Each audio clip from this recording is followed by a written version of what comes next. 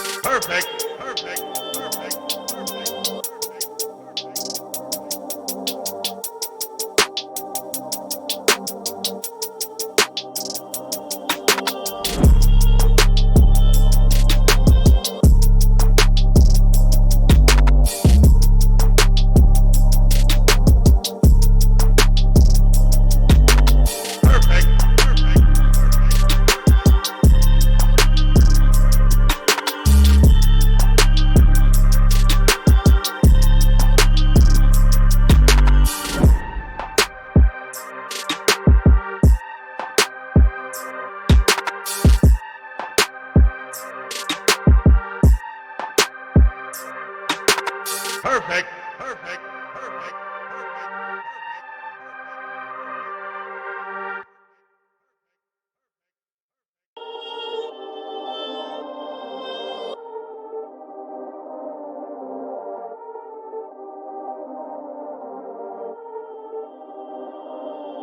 Perfect.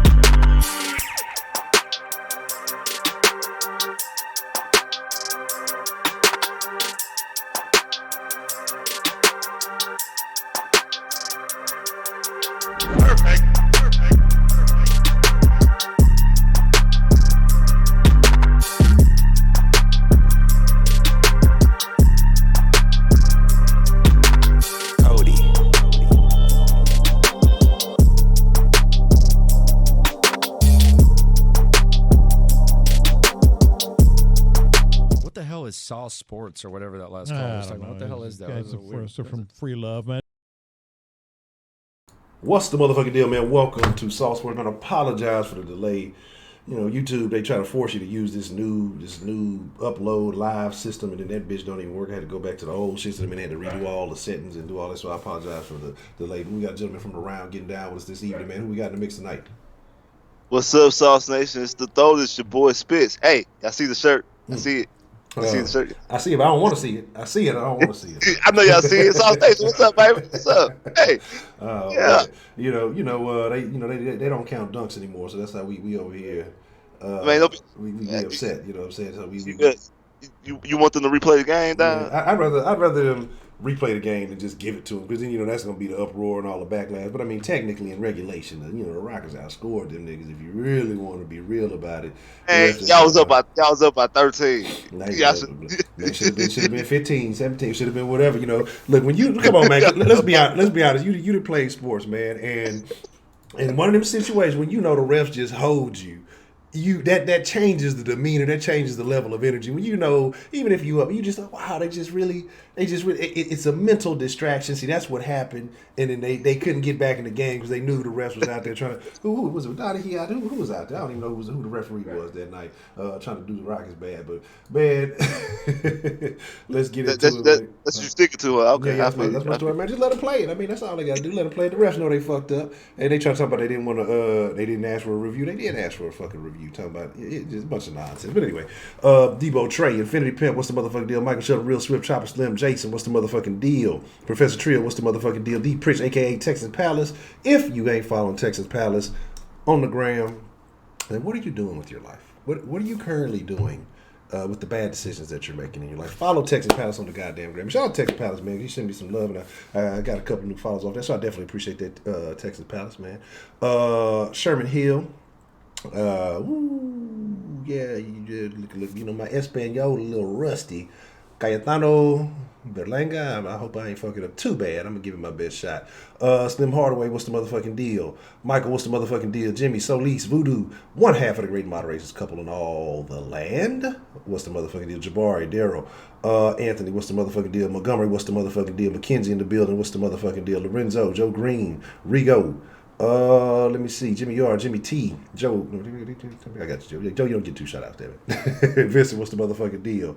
Let me see. Say that Texas. What's the motherfucking deal? LaMel, what's the motherfucking deal? This nigga say, take the monkey shit off, you embarrassing us. God damn. 335 in the building. What's the motherfucking deal? Hey, Jack.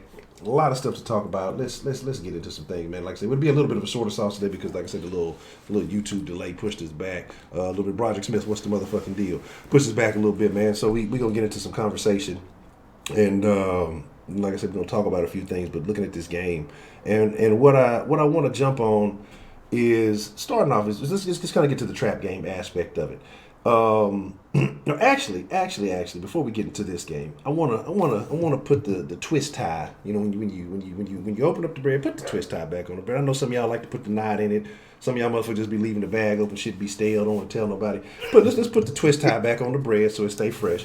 I want to go back to this last game, this Patriots game, and we were kind of discussing this right before the stream, and just kind of to give the people your thoughts like.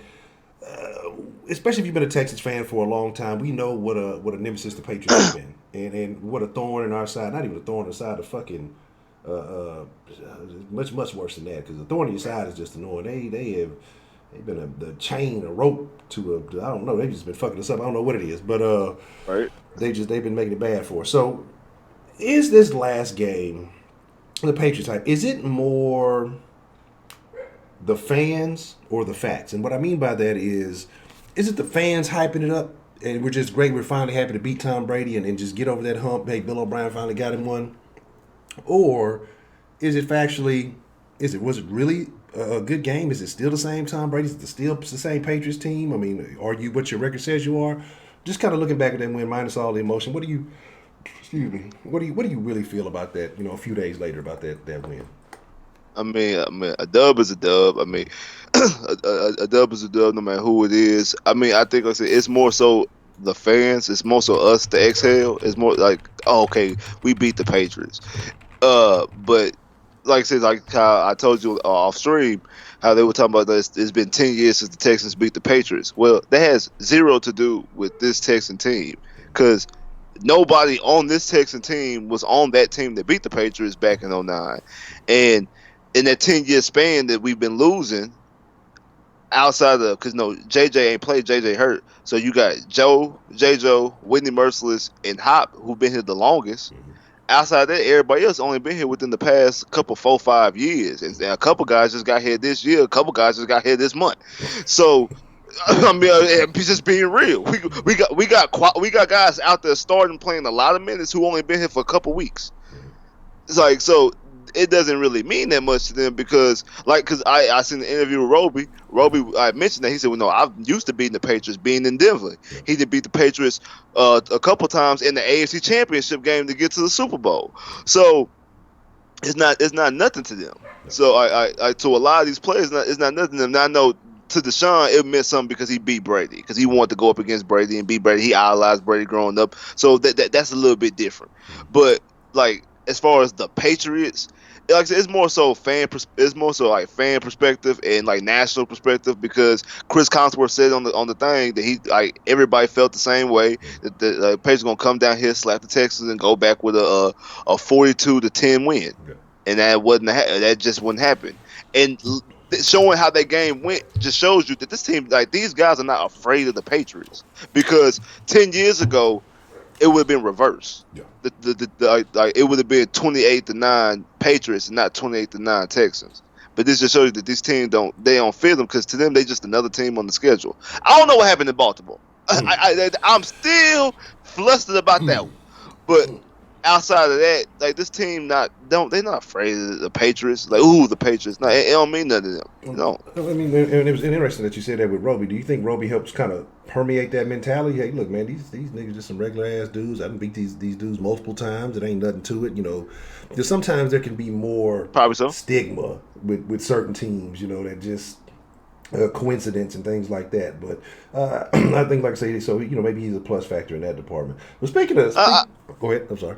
I just think it's just him, and like same thing with Steels, like because Winks even said that Steels normally, and when he was in Miami, normally killed the Patriots being in Miami. He's been beating them.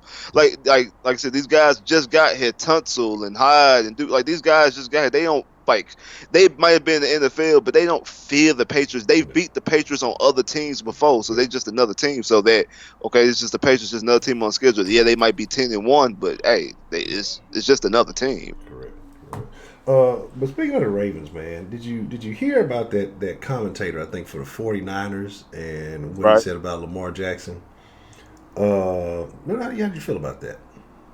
Man, it was just a idiotic take. Yeah. It was just like by his logic, that means every black player in the NFL, you don't know if they got the football or not. That's Yeah. that just didn't make no sense. Like I didn't even understand what he was trying to say. It came off it was just a stupid take. Even if you take the racism out of it, it's just a stupid take. That stupid take that make no sense about football. Yeah. Like it was just a dumbass take. Yeah, because I mean, by that logic, shit, you should never know which running back got the ball. By that logic, you should never know when a receiver catch that bitch. Y'all know me. I like dark humor and shit like that. I ain't gonna lie. When I'm like, man, that's some fucked up shit. But that shit was kind of funny to me. I ain't gonna lie. I get where he was going. Like, that's a fucked up. That's gonna be your job, Mr. Postman. So but it is what it is. I mean, you got to make up whatever kind of ridiculous nonsense that you have to when you taking L's, and motherfuckers be mad. So they gonna justify whatever nonsense they gonna say. But again, he's gonna pay more dearly than that than Lamar Jackson will, and Lamar gonna keep on doing what he doing. And Deshaun gonna keep on doing what he's doing. And the rest of the quarterbacks in the league, Dak and Patty, I don't know so much. They a little fairer skinned. They're a little light, so they might not have a camouflage. They just have to do what they got to do.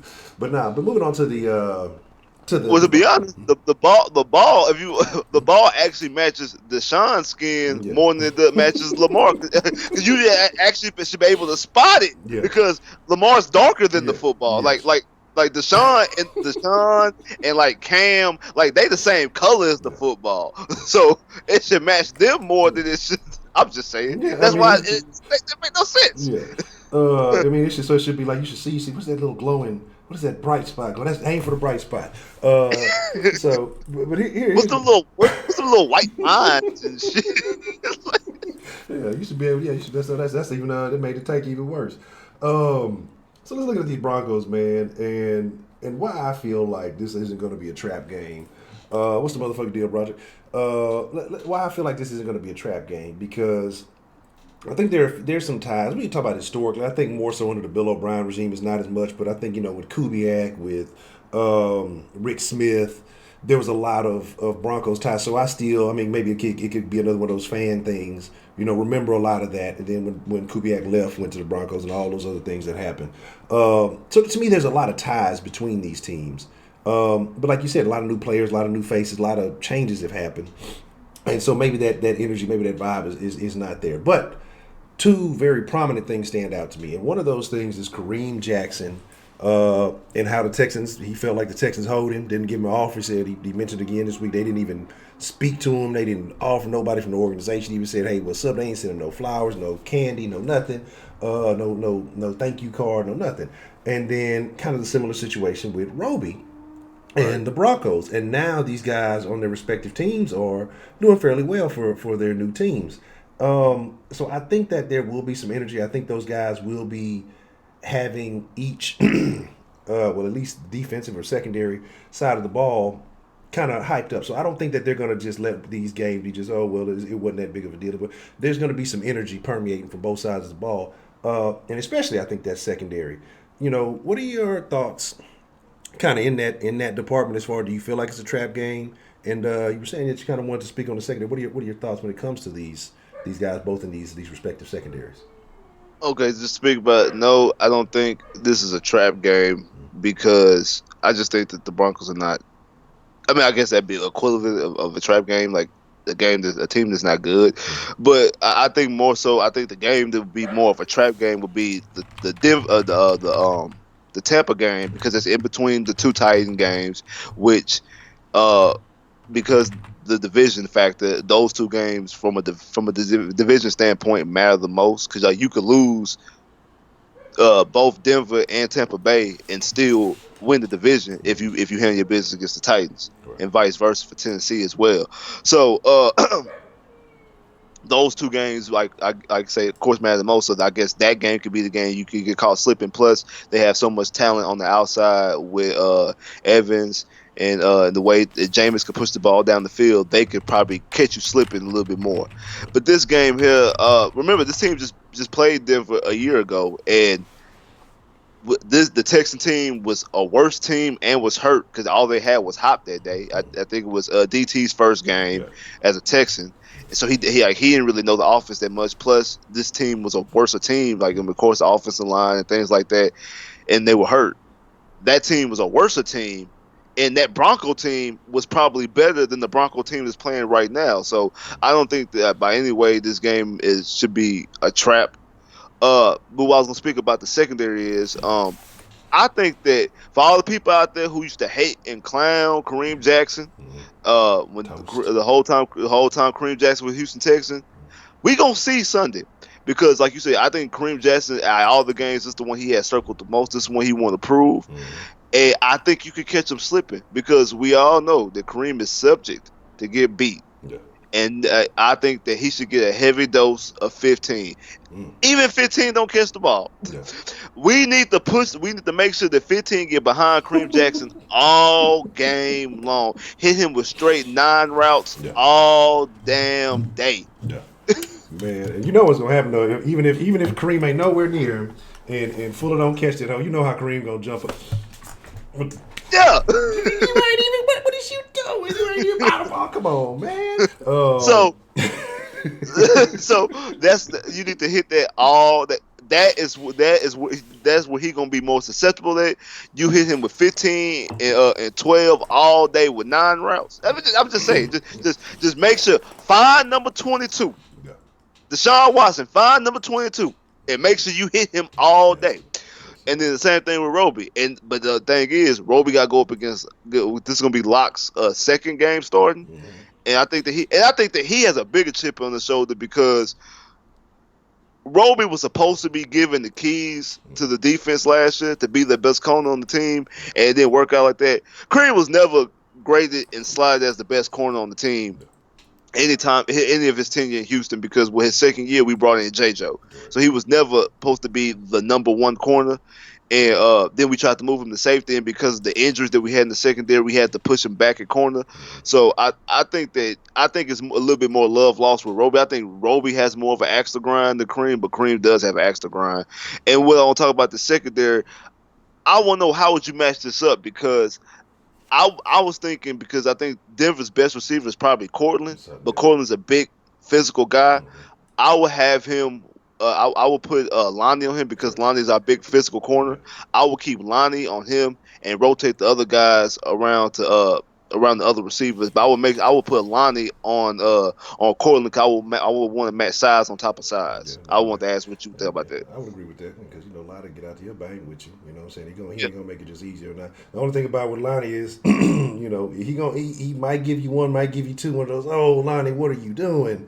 But I think overall, that if you, like you said, I would agree with that. Put size on size and don't make it easy on them. You know what I'm saying? But like I say, to me, ultimately, and I want to jump on this when we talk about the secondary. But do you feel like the change of scenery for some of these guys? Like I said, I don't know. I think Conley still. I think he was still limited, or today I'm not sure. I have to check the injury report. But like Hargraves came out and he was just talking about how it feels good to be, somewhere else. It feels good to be playing meaningful games right now. It feels good to be wanted. And then we talk about athletes, their egos, their personalities. Sometimes coaches don't mesh with players and things like that. How much of that do you think has to do with something, even with like a guy like Conley? Because Raiders they're in the conversation, but they're not really in it. With the teams in that division, it's a tough run for them. Do you think that getting to come here and play with a guy like Deshaun, with a guy like Hop and all these, do you think that is stepped up some of the game for some of these guys? Because when they first came, it was they could be pretty good if they're utilized properly. They could be pretty good. Or do you think it's a kind of an amalgam of all the talent too that's around now, putting a bunch of these talented, speedy guys who may not have been necessarily the man where they are, but putting all their talents together makes them a bit better? Do you think that is improved on the Texans secondary? What do you think is the biggest factor? I guess when we saying all this, what is the biggest factor do you feel like is the improvement for the Texans secondary at this point? I think it's a lot of things. I think a change of scenery does do them good. I think playing, like you say, meaningful football, winning football. I mean, this is both times that both out of those two, out of Conley and Hargraves, they on a team that has 8 wins this early in the season, has the potential, because there is a scenario if the Texans, Chiefs, and Ravens all tie up with the same record, the Texans will have the tiebreaker overall because it's a 3-way tiebreaker, and then the Texans, based off conference record, will have the tiebreaker and could be the number 1 seed. If that so to happen. So you talking about a way that they're playing meaningful football, a chance to actually have something. Then, of course, it's the best quarterback that they've seen. Now they looking at Jameis and Derek Carr, a guy who I'm pretty sure is cool to hang out with, and Deshaun, and just the whole vibe. But then we talking about Oakland. We comparing Houston to Oakland and Tampa.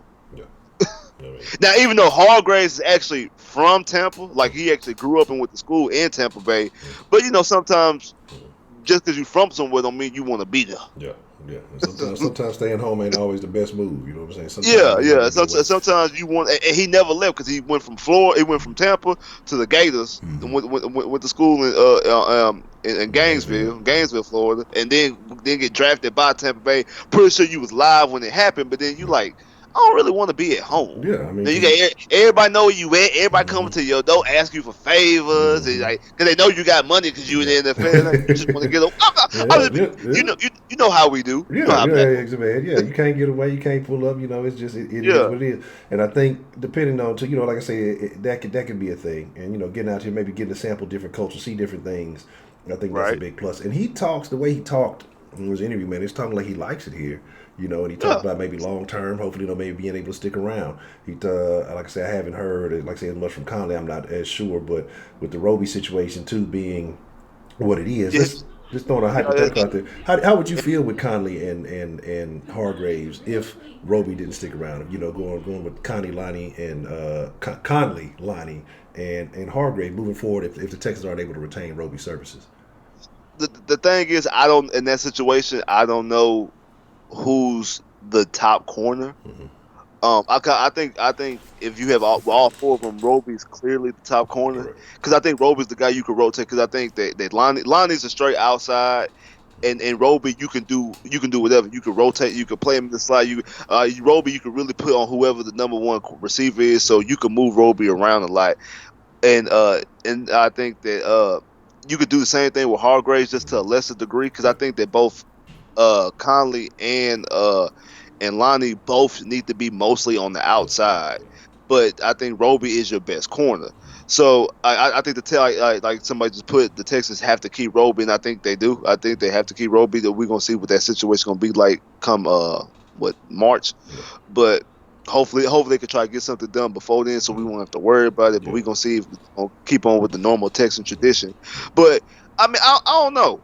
Because I like what I've seen. Like I said, I'm still not all the way sold on these corners. Like, I know how I feel about corners, but I am intrigued and see the potential that they have because they all have talent. But one thing, we have yet to see all 4 of them. And if Conley doesn't play again, this is going to be another week that we have yet to see all 4 of these guys at one time. And I want to see exactly what all 4 of them can do together because I think you can.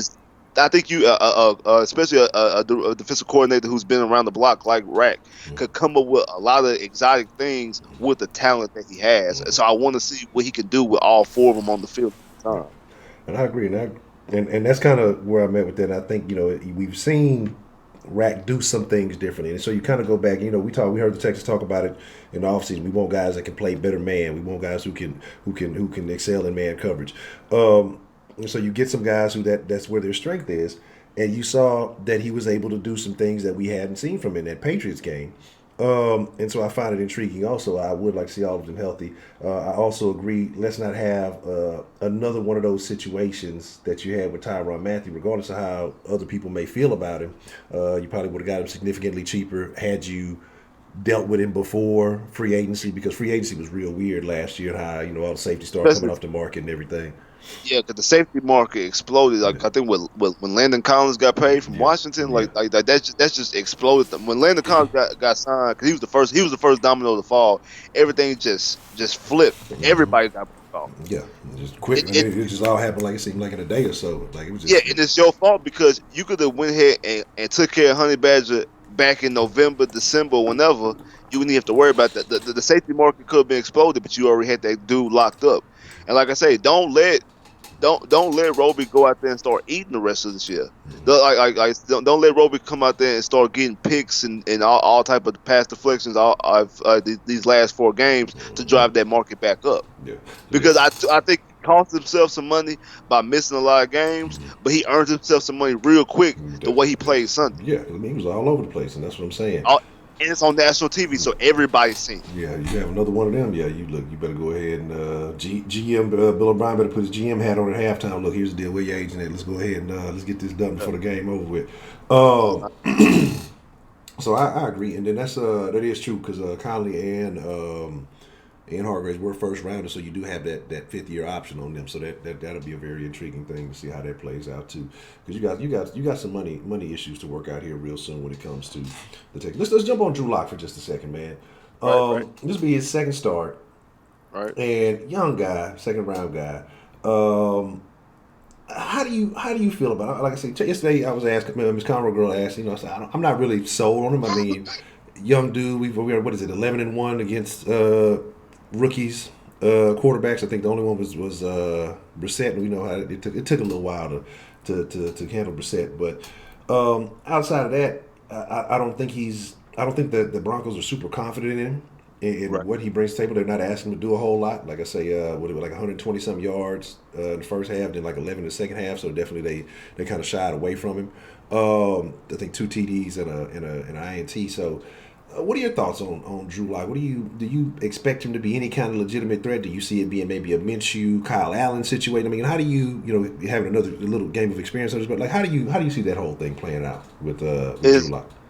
Is Philip Lindsay playing? I'm not sure. Don't let me lie to you. Okay, because I think they're gonna lean primarily on the run game. I don't think they're trying to put the ball in the air. Because for one thing too. We just got to speaking about the secondary, how they were talking about against Sunday against the Patriots, that it was the longest that Tom Brady was ever holding on to the ball all game long. He couldn't get an open guy because everybody was being blanketed. So, now again, that is something to do with some of the Patriots receivers, but same thing. The Broncos don't have legitimate receivers like that. Like the only receiver they have is Cortland. This is his 2nd year. Like I told you, I think the way to handle Cortland is to put Lonnie on them, put size on top of size, and I think you should be able to do the rest of it. It's going to be a thing like Rats is just going to have to do what he does and confuse the rookie, and I think you can, because I think now you have the talent in the secondary to at very least come up with other type of packages and disguise some of your coverages that you can fool him. So I think it just goes back there. You just have to make a rookie look like a rookie. He's not. I mean, it's not like he's a top 10 rookie. It's not like he was drafted in the first round. Like he's definitely supposed to be a franchise guy. I think he's a guy that you could probably fluster and confuse and get the best of. But he's making his 2nd or 3rd start. I think it's number 2. I think his first was last game in this one. Yeah. Okay, so it's a 2nd start. Okay, so yeah, I think you should be able to confuse him. I think you got the guys, at the very least, the personnel to do it with the talent. I think you should be able to confuse him quite easily. Yeah. And that's the thing. Like I said, yeah, well, if you can do that to Brady, then you can definitely do that. And they're saying so. Yeah. Also, you got Chubb. They said with Chubb, when Wolf is out, and then possibly Von Miller not playing. I think I see a situation honestly with this game, and even I think some of the Denver folks are predicting this as a loss for Denver, a big loss. But I think with the Texans, you just gotta get out up on them early. And put score early. Probably we get maybe one of them opening drive touchdowns. Score early and then force them to become one-dimensional, and I think you eat after that. Jacob Martin looks like it would be a prime game for him to have some success. You just, like I say, make him have to abandon the run game and do what you did to Minshew in London. You put points on the board, force them to. They have to drop back and throw, and then that's when you let the dogs loose. That's when you can pass rush. The pass rush can send Merciless, and them can pin the ears back and rush the passer, and you be able to open up lanes for your DBs to come up and be ball hawks. Exactly. Things like that. So you have to go in and put the points on them early, because there's no way they're definitely not capable of hanging with you in the shootout. Like this is definitely a game. If you score, if you get 24 points, ain't no way they can get anything. Now if it's a 10, if you only mustering up 10 points or 17 points in this game, then you are subject to lose. If you keep this game a low-scoring game, you're putting it in a feasible position for them to get it to come in striking distance. You got to go up there and get 3 to 4 touchdowns, put the pressure on them early, score quick and often, and they won't be able to keep up with you. It's just plain and simple. I agree. Now make sure you hit that like button. I see my least favorite Titans fan in the building. Lil Wooddale, man. Look, you talking shit early, man. Look, trust me, this don't do it to yourself, because we know you're gonna, after we whoop that hide, you're gonna run and disappear. Man. So, trust me, just you might just want to wait till the game is over with before you say anything irrational. Because y'all, I know y'all feeling good and you feeling yourself. Y'all might fuck around and lose to the Raiders. You know how y'all be doing. You know, y'all will put up a good game, make a little noise, and then y'all will get smoked by somebody y'all shouldn't even be letting hang around. So, you know, just pump your brakes, because I don't really think y'all want that smoke. But a couple of things, like I say, so with him being out, and it was another thing. So yeah, I want to jump back on the Kareem thing for a bit, because like I said, Kareem had a lot of familiarity here with the Texans, and so they've been talking about, well, you know, Kareem has been kind of in front in the meetings and you know, giving tips and, you know, sharing information with other players about, and some of the other players are familiar. Harrison, all they're familiar with the Texans. They played the Texans multiple times, so they know certain things. But maybe inside tendencies, things that you only see in practice, getting those reps against these guys. How much of that do you think is going to be a factor, or do you think it's just going to be a lack of talent for that to even really contribute too much? Especially if some of the guys on the defensive end for Denver not going to be playing, it's going to be hard for them. But like, I don't think Kareem really has been. I mean, he had a year with Deshaun, because Deshaun's rookie year, Deshaun got hurt. I think the person he probably has the most knowledge about is Hop. But I mean, who you trust in a Hop versus Kareem Jackson situation? We already know what that is. Yeah, like Andre said best when David Carr was in Carolina and they played Carolina. He could know all he wants to. It's a difference between knowing and stopping is two different things. He could know everything. He could know every play we about to do. He still gotta stop it. Yeah. he can know it. He still gotta stop it. So who you trusting? Like I said, you trusting out K-Jack and Hop. I mean that's a given. So he ain't played. He wasn't around Steels. No. He wasn't around his offensive line. He wasn't around Duke, and he wasn't around Carlos Hyde. So he doesn't really have no intel on them. No. Like the only intel he have is Hop and probably Fuller. But I already told you what to do with Fuller. Just have Fuller run straight. Mm-hmm. Look, what that look, man. Look, Jack. Ain't nobody worried about Henry. Henry don't do nothing against the Texans. The only time Henry had some decent success was when everybody was hurt and out of there, and he had his little breakout run a couple of years back. Outside of that, ain't nobody worried about Derrick Henry. It looked good. Enjoy it. I mean, enjoy it. That's what I'm telling you, man. Take it one game at a time. Enjoy it. Enjoy it while you can, because he ain't gonna do shit versus the Texans. I don't care how much worse the run defense may be. He ain't gonna do nothing. But speaking of players and run defense, and shout out to I'm calling it Black Swan. I'm gonna mess your Twitter name up. She had asked a question on Twitter, and I wanted to kind of address it, maybe get your thoughts. I don't know if you had a chance to see the article, but I'll paraphrase. Basically, Jadeveon Clowney did an interview out in Seattle, because I think Paul Gallant is out that way now. And yeah, so they did an interview, and he was. I thought you were about to say Paul Wall.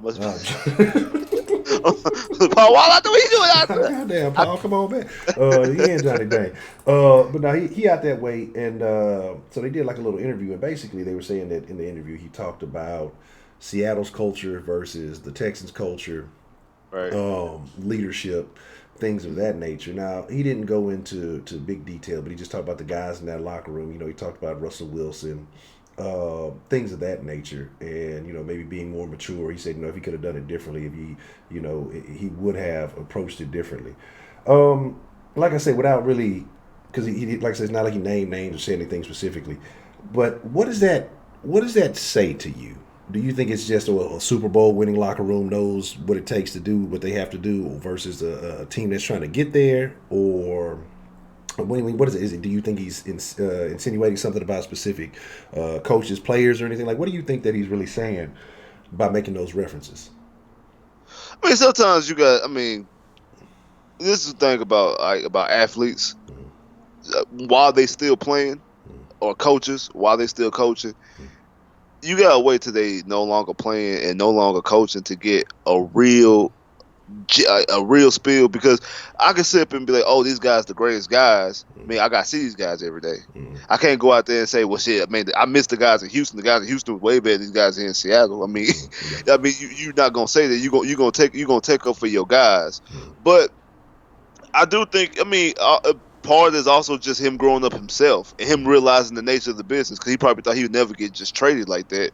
So is that like, okay, I gotta start handling this like a business, not just fun and game. Cause we know Clowney was more so of a jokester, Yeah.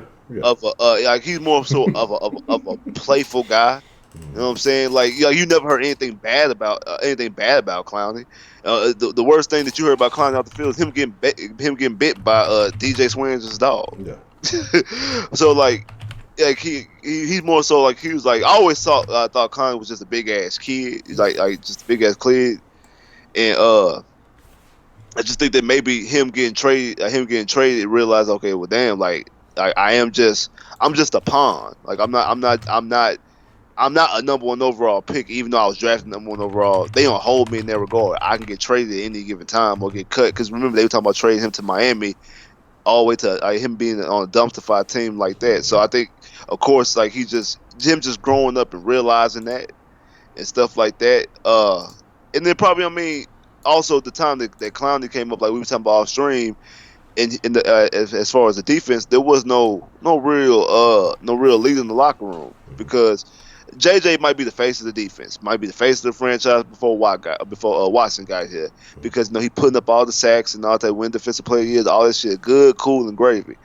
JJ was never a leader. Like, no one ever just looked into JJ and be like, okay, we leading behind JJ. He might have been the best player, but he wasn't the leader, because the leader of that defense was Cush. And you could tell the difference in the 2 years that Cush missed half the season, in 12 and 13. When Cush went down, that defense changed like that. Like, just like that. It completely changed. For case the point, the game that everybody talks about in 13, like the Seattle game. Speaking of Seattle, when Shaw throws the pick six to Richard Sherman, and that's how they come back and win. Yeah. In that game, Brian Cushing gets knocked out the game twice. He got hurt with his arm, and then ended up getting the concussion. He came back and ended up getting the concussion and left the game. Before that, every time he was on the field, it was either 3 and out, or because like those were because remember, the Texans was dominating that game. He gets hurt with the shoulder. Seattle goes down there and score. He comes back with Texas still dominating. He gets knocked out with the concussion. That's when Seattle starts coming back. Then Schaub throws the pick six, and Seattle wins the game. Like things that people don't remember about the game. Like, while Cushing was on the field, Seattle didn't do anything. Like the way he the heart and soul of that team. I don't care how many steroids and PEDs he was shooting, snorting, whatever he was doing. I don't give a damn. But like you said, like, that shit don't help him read no defense. It don't decipher a play. It might make him stronger. It might make him faster, but it don't make him read a defense. It don't put him, I know I need to be in this part of the field because this is about to be a run. This is about to be a pass. It don't place him right there. Yeah. It might make him run through a damn raw and like you said, hit somebody with that. That's because he just hopped up and roll. That's all that is. But I'm just saying, like, there was no leader on the defense. And I mean, I guess you could say the same thing about offense. All our guys are always quiet. Like Dre, extremely quiet. Hop is extremely quiet. Like, you really don't. I guess that's one thing. We don't have a vocal leader. That's one of the things that I loved about Honey Badger. You talked about Honey Badger a few minutes ago. That's one thing about Honey Badger. Like, Honey Badger came onto the scene and automatically won the respect of the locker room. It already was like we looking behind Honey Badger. Exactly. And I think that tells you more than anything how a guy barely get there, automatically get named captain. They ain't took a snap, already named captain, and all of these things. True. Because that tells you about the culture that's going on within that locker room. I don't think you have. We've talked about dogs and we talked about alphas and we talk about all those things, but a dog, a real alpha, is gonna come in and dominate and take over. So you have all these guys who've been here for years. Honey Badger show up, and the first day there, they basically looking at him as a leader. You know, you have JJ, you have all these other dudes who've been here, JJ, everybody else that's been there. But automatically he becomes a leader because, like I said, that culture it's something different in that Texan locker room, and that's one of the biggest concerns that I still have with this team. Like I say, the talent is there. The talent will always be there, and I think on the offensive side, I think overall everybody looks up to Deshaun, but I think you have to have leaders for both sides of the ball. Because, I mean, you're doing two different things. So, with Deshaun, I think the offense is on point. He makes sure he gets guys lined up. He makes sure he speaks his mind. And the way he leads that offense, he does his thing. He can't tell the defense. Well, this is what you know. I'm sure he can read defense, whatever it may be, but he can't tell them how to play. They're not going to listen to him in the same fashion. And so that's why I say right now, who is the guy on the defense? Who is the man? And I don't think that there is anybody right now. I think right now it'll probably be Justin.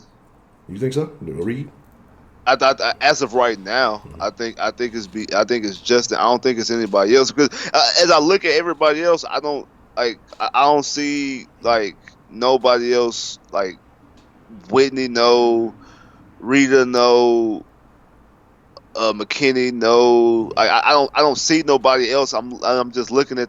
I don't really see nobody else to just. I mean, I could be wrong, but from what I see on the field and what I see behind interviews, stuff like that. Like, cause Justin, I think Justin Reed probably is because Justin Reed is vocal about a lot of stuff, so I think maybe him.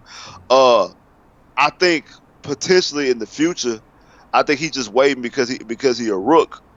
But I think Lonnie could end up being that dude. Yeah, it's something about him. I don't know what it is. It's something about Lonnie. Like we talked about this the other day. I definitely think Lonnie that dog. Yeah, you got that. I think something about Lonnie, but like within the watch out for Lonnie the next year or two to be very, very vocal. Because same thing about Reed, because Reed's talked more this year than he did last year. I think he had to feel his way out in the NFL and things like that. I think. I wouldn't be surprised if next year you start hearing Lonnie talk a little bit more. Yeah. I could definitely see Lonnie doing, and then of course at the end of the day you still always have to back it up with your play because you can't be out there telling people what to do and be the trashiest motherfucker on exactly. And I like you gotta back that shit up too. Yeah. So, but then what scares me with all that though is. When niggas start to show that dog mentality, when players start to show that dog mentality, that alpha mentality, how long do they linger around? Do you think Bill tries to suppress that? Do you think that has something, or just that they were in the past so worried about that character mentality, they just got guys who just didn't really step up in that way? Or do you think that that's something that Bill is against? I think character. I think character has something to do with the McNair family. I don't think that I don't think Bill O'Brien gives a damn about character. Like I really don't. I don't think it might be certain players that he don't like, and I think he might not like them for other reasons. Because Clowney has zero character issues. I just think he just didn't mesh well with Clowney. I just think he just because Clowney had no character issues. Swearinger, he didn't like the fact that Swearinger didn't want to play special teams. Like that was his big thing with Swearinger. It ain't got nothing to do with Swearinger's character issues. He just that he didn't like the way that Swearinger didn't want to play special teams. Yeah. For one, Conley. Remember Conley didn't he almost have a rape charge coming out of Ohio State? So like he brings them in. Wichita is supposed to have a lack of effort. That's the reason why Tampa Bay cut hard. It's because of lack of effort on the play. So I don't think he wants to bring in talent. I don't think he gives a damn about character issues. Okay. That's interesting. I didn't know that about Conley. I don't recall. Like I said, I might have missed that one.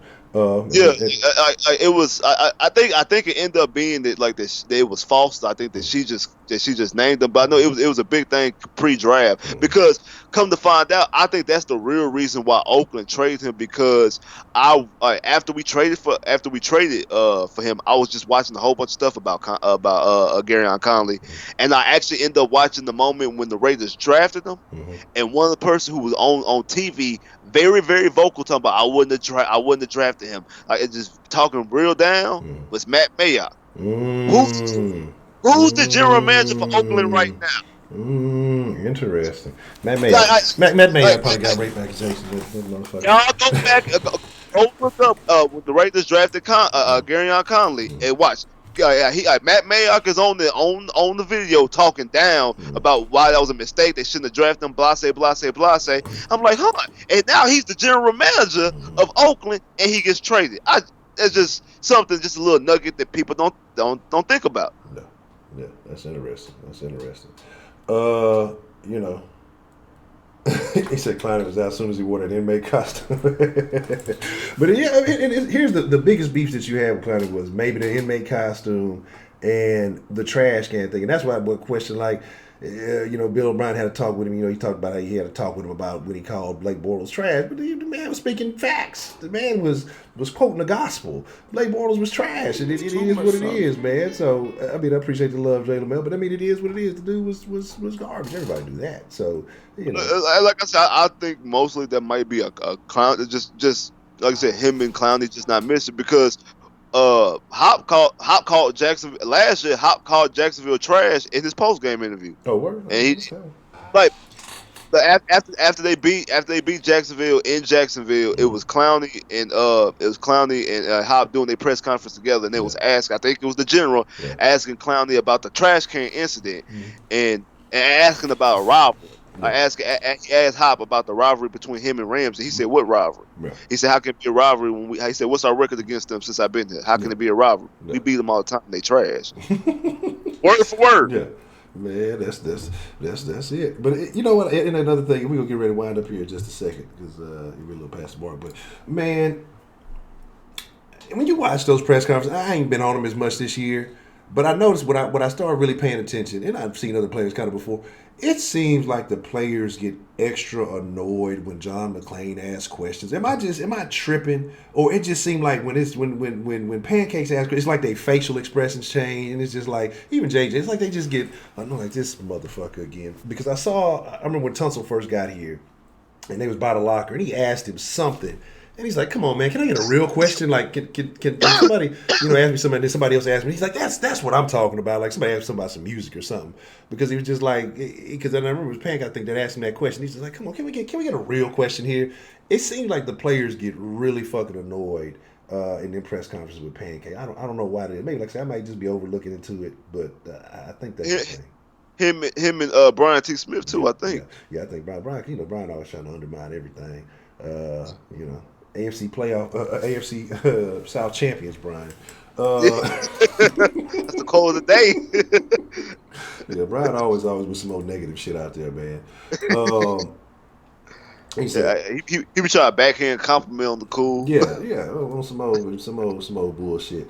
Look, man, we gonna deal with Brown. Look, I'm just telling. I know you eager to take that L, Woodell. I get it. I feel you. We'll deal with y'all next week. I'm gonna have a special Titans week because Titans are like the only team that I actually hate. Jags, it is what it is. The Colts, really? It is what it is. The Titans to me are the Texans' real rivals. Like I agree with that. Because I firmly agree with it. So that's the only team that I actually just dislike. Other teams just like, fuck them. I don't really care. We playing them that week. We gonna beef, but I could kind of care less here or there. The Titans. I'm like Dave Chappelle in the Haters Ball. I hope only the bad things happen to you. All the bad things only to you. Because fuck the Titans, so I can't stand. Hey, question, but not to you, but to the Titan fans. I gotta ask a question: who do y'all sign? Because both Tannehill and Derrick Henry are coming up this year. Who are y'all paying? I just want to know who y'all. They gonna fuck around and pay Henry and then be severely disappointed. And like I said. Because they both up. You can't franchise both of them. You can only franchise one. So it's gonna be interesting to see what happens with that. Like I said, or how about this? Do you give Derrick Henry? Because I think Derrick Henry's 30 yards away from Chubb for time for the Russian for time the league leading Russia. Yeah. Do you make Derrick Henry the highest paid running back in football? Yeah, I hope they do. I hope they do. I encourage them to do so. This is a real question. I asked the guy who worked there. I said, so do y'all make him the highest paid running back? And he actually said yes. I'm like, interesting. Yeah, that's very interesting. Hey, but the Titans gonna tighten. And again, Titans fans swore up and down Mariota was the truth. And again, he might be in a bad position, but to me, it's interesting how Tannehill comes in, less than a year and excels and gives you far better quarterback play. I know I'm in the minority. I would gladly take Mariota. Oh, I'm glad you asked it. And they bring me to the last question. Somebody made a comment, and I don't think this is a possibility because I think he's going to be vying for a starting job somewhere, pending everything else. If it was an option, though, Would you bring Cam in as a backup for Deshaun? No, because yeah. Now Cam definitely gonna be fine for. I mean, I think Cam. I actually kind of want Cam to go to Chicago. I think Cam going to Chicago. But nah, I tell you, a backup, the perfect backup for the Texans. I know y'all want to hear it is Mariota. I mean, outside somebody like Kaepernick, because the other perfect backup we can't get, and that's RG3, because he's already backing up Lamar Jackson. It is Mariota. I know y'all want to hear it, but I'm just here to. One of the reasons why, you know the little Astroworld play that they ran Sunday night and got the shot touchdown, and that's just funny that they calling it that's the nickname of the play is Astroworld, because ain't nobody on that team ever been the Astroworld a day in their life. Exactly. This is too much goddamn Travis Scott, goddamn. Astroworld is. They don't even know y'all think it's an album. They don't know nothing about their music. Don't know nothing about Astroworld. I grew up on Astroworld. Man, what? Whenever that bitch used to open up and be running to be first in line for the motherfucking ride, that shit used to be a track meet. Man, look. Shit. Had them damn ID cards like you in school, man. Season pass and shit. Yeah, the boys don't know about that, man. That's a whole different ball game. Saving Coke cans at the family reunion so you can buy tickets to get that half off. You don't know nothing about that. They don't know nothing. Kids today don't know nothing about that. That play right there, the way it's constructed, you can only run that play in that situation on the goal line, because if they bottle up Deshaun, only thing Hop can do is run, because you can't throw a Hop. Now, if you put a quarterback back there who can run, you can either pitch to Deshaun, they quarterback can run himself, or he could drop back and actually have a receiver run a route and he can throw. You could do that with Mariota or a quarterback of his ilk. Maybe Joe Webb, but Joe Webb, he on IR, so he can't do it. Yeah. But I mean, that's actually pretty interesting. So you would say you would try to emulate maybe something like what Baltimore has going on with the two quarterbacks. Yeah. Okay. Yeah. That's interesting. I could see that. I'm not saying like you do it all the time, but just to keep a defense honest. Yes, that's easy. And I'm gonna be honest with y'all, man. Look, if he does, if for some reason, somehow, some way that they did pick Mariota up, I'm gonna be straight up. I'm gonna do it just like with Russell Westbrook. You see, now everybody coming back on Russell Westbrook. Oh, Russell, he shot trash. He did. I told y'all all this shit when we picked him up. Y'all was mad at me. Oh, you gonna change your tune on Russell? No, I'm not. Okay, until it gets proven. I said what I said, and I'll say it again. I'm not, just because, like, if it's a motherfucker from another team that I do not like, I'm not finna flip the script just because they came to my team. Like, I'm not that, like, I'm telling you, it gotta be consistent. It has to be something that just says, all right, here's a change in mentality. Okay, this is why I rock with it. You know what I'm saying? But right now, Russell Westbrook has done nothing to change my tune on that. I told y'all I didn't like the dude shot. I didn't think that dude was. Never thought he was efficient. Yes, he gives you a little bit of aggressiveness. Yeah, him and James Harden are buddies. That's cool. That's nifty. But ain't nothing changed in James. Russell has not added that extra element. I thought he was the most overrated MVP ever just because of those damn triple doubles. It's cool. It's nice. It looks really good. But, man, until proven otherwise, I'm sticking by my guns on Russell Westbrook. And if Mariota was to become a Texan, I'm still going to call him Marcus Mediocre. I will not change on that. But you say you see Cam go to the Bears, huh? Okay. Yeah. But before that, Professor Trill, you ain't never been asked for. I don't know if I can call you Trill no more. I don't know. Now I got a question to Trill this. You ain't never been asked for it, bro. Never been asked. That's tough, man. I ain't gonna Astroworld. When you was a young nigga, Astroworld had them hoes, man. You know, what side of town you from? Where you from? Where you stay? Trill say, I call you Trill no more, man. You ain't never been asked for it. Man, funnel cakes. Man, Astroworld used to go down, man. Like Astroworld was live at 5, man. So here's the deal, man. I think that'd be a good look for Chicago if they get Cam. You think he's gonna bounce back with the foot injury? Do you think that's gonna hinder because he's supposed to be going to get surgery? Ain't he?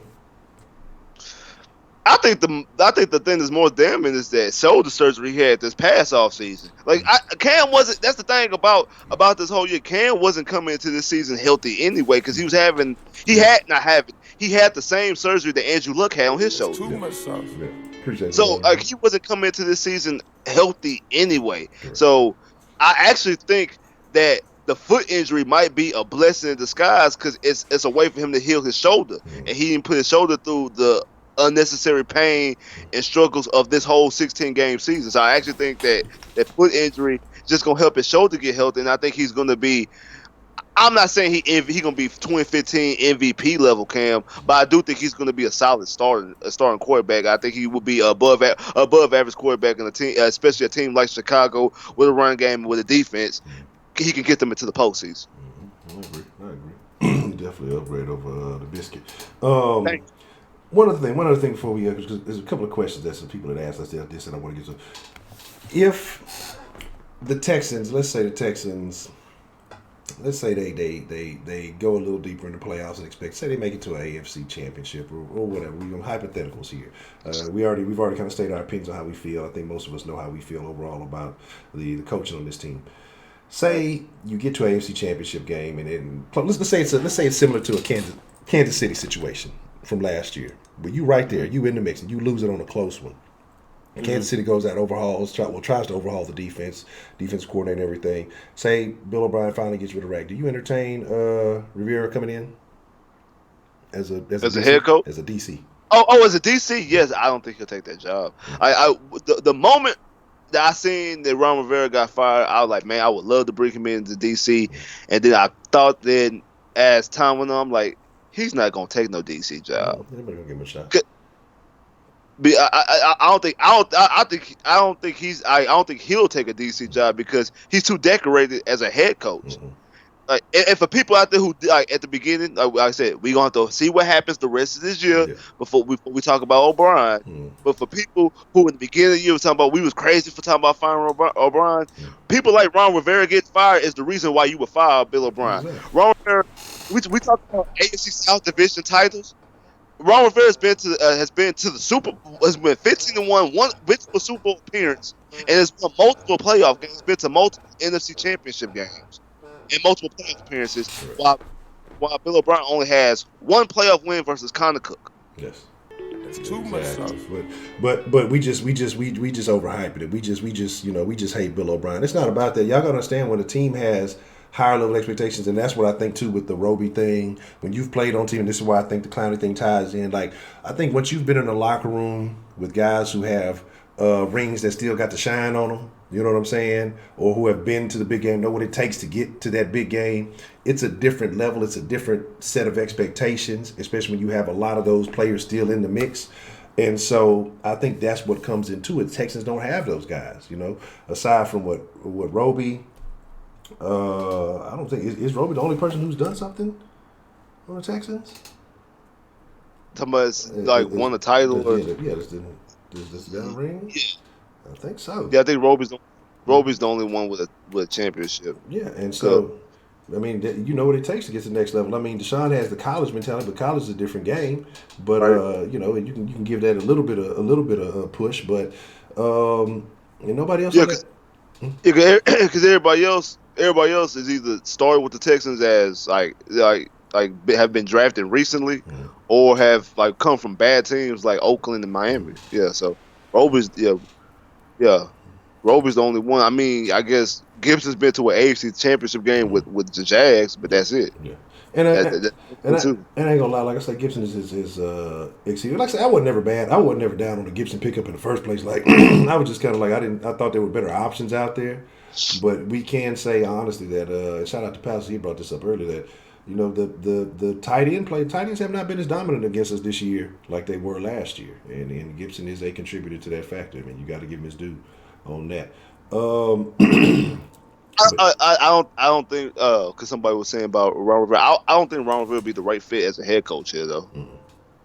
I don't think that he would have to hire a heck of an offensive coordinator because he doesn't, because that is one thing about his Panther teams. Even though he's had Cam, like they offenses outside of Cam's MVP year have never really been good.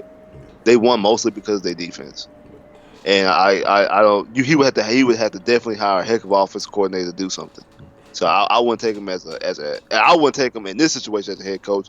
He would need to be in a situation. One, the Texans actually are very structured. We're not like a out of discipline team, like a team like Cleveland. I think he'll fit fine in Cleveland because they need discipline. Yeah. Like that's one of their main problems. Ain't nobody over there discipline. They just, I mean, Baker Mayfield doing what he want to do. Odell wearing $5 million watches on the field and shit, checking. But that's what I'm saying. That's clown shit. Like, you know, I get your little chain or some shit, but you go. What he had, a Petit Philippe on there or something? Like what he had on? Oh, he had a. My nigga got there with the smartwatch texting hoes on the sideline. Like, hey, like that's what he do. This nigga don't give me a touchdown in this game. I'm gonna beat this nigga up in the locker room. But right. I think that goes too as your quarterback goes with your leadership, because let's be honest. Baker Mayfield has been allowed to be on some clown shit pretty much everywhere he goes. I think the fact that he feels so free to talk down, like he was talking on Danny Dimes and some of the other guys this year, he just has an opinion on all the shit that happened. You haven't proven anything ever really in your career to just to feel like you have a say so. Like, I think you gotta put a resume under your belt. How you allow a guy to, your head coach gets fired, and he takes a job after he's fired. Yeah. He didn't leave you. It'd be different if he left. Yeah. Like he left you high and dry, like how Nick Saban did Miami and how Bobby Petrino did the Falcons back in the day. Yeah. He was fired from Cleveland and took a job in Cincinnati, and you at the crunch top of I just think he's fraud. He was in our locker room a couple months ago telling us to believe, and now he's on their sideline. Mm-hmm. Y'all fucking fired. Yeah, exactly. What the fuck you mean? He can't take a job. Oh, to please Baker, he's not allowed to take a job. And everybody was sitting there, Baker got guts, and Baker got... I'm like, come man, pipe down. That's clown. Yeah, what you done? Like I said, and the thing is, I actually don't dislike Baker. Yeah. Because I actually seen some of Baker because he started at Tech, so I know a little bit about Baker. I actually like some of his skill sets, but his mouth, that's what's gonna get Baker in trouble. It's actually not his talent, because Baker actually has a lot of talent. Yeah. It's his attitude in his mouth. He like, I don't know if your mama or your grandma ever told you this, or I don't know if you got any sisters ever told you. It's always a girl who a bad motherfucker. Like, she fine as fuck, but her attitude makes her ugly. Yeah, absolutely. Absolutely. That's what he has all the talent, but his attitude is gonna make him a bad player. But that's that gamble, and that's that risk that he's gonna end up paying for. Is the more you talk, the more you got to back it up, and you're not really backing that shit up, and so it makes you look worse than what you really are. So that's it makes you look trash. Like I say, like he's the equivalent of a girl who bad, but her attitude makes her ugly. Yeah. I think he's a solid starter, but his attitude and his cockiness is gonna make him a bad quarterback. I agree, man, and I agree, Sam Fisher's 50. They had Baker over Deshaun Watson. That's why I say you don't listen to these. Look, you can listen to whoever you want. I ain't gonna tell you who to listen to, who not to listen to. But the national media is going to disrespect H-Town sports, period, always and forever, because it's not a big market, not the Rockets, not the Texans. Even with the Astros winning a World Series recently, they still gonna do. Oh, they cheated. That's the reason why they cheated. They were. That's the only reason why. Miss me with the bullshit. When we know Yankees was steroid, Yankees was on more roids than Kush ever could imagine. But they had Baker raked over him after Deshaun head beat him and did all that, and then this nigga Lamel. This nigga said, they say Cam gonna star and Medea goes to training camp. I'm done, nigga. I'm done. I'm done. Man, with that being said, it's about that time, man. We were a little longer than planned. I gotta hurry up and go take care of some shit. But man, look. I wouldn't want but Baker. Like I said, until Baker gets the mouth in check, like, I think that it's problematic. Like, just shut up and play. Like, let your play do your talking. You know what I'm saying? I don't care if you talk after the game, after you did some shit. That's fine. But when you do all this talking, you got opinions about everybody and everything, and like I say, it's like a prima donna mentality. And to combine that with OBJ and some of the other shit, like, that relationship, I don't think is gonna last for long. I don't think the OBJ situation is gonna last too much longer. Like, he's not really thriving out there. I wouldn't be surprised if he make a stink real soon and get traded somewhere. He's not getting the ball because Baker doesn't look to him like what's it called? Odell be wide open. I've seen Odell wide butt naked ass open, and he still throws Jarvis Landry. He clearly Odell's the better receiver. Yeah, it's just absolutely. one, he don't have the relationship with him like that because he spent all last year with Jarvis Landry. It's just it's a lot of things in Cleveland they gotta get fixed, but the main thing is they gotta get some discipline. They got everybody running their own show. Like everybody just going there, just doing what they want to do. There's no structure. There's zero structure out there. Zero. They out there just doing what, and they have a lot. And the sad thing about it is they have a lot of talent on both sides of the field. That's the crazy They thing. have a lot of talent, but they just out there just freelancing. Just everybody freestyling, doing what they want to do. And also they had too much hype. We're gonna win the Super Bowl. Can y'all make the playoffs first? Yeah. Too many cooks in the kitchens, if you will.